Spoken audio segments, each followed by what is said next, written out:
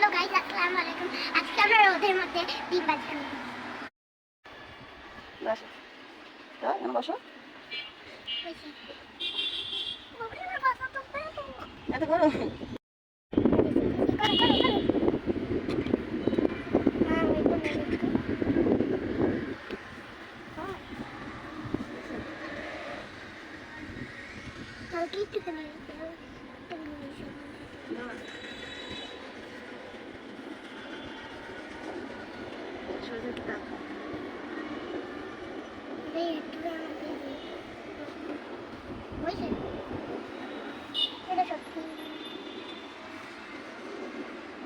সত্যি ওই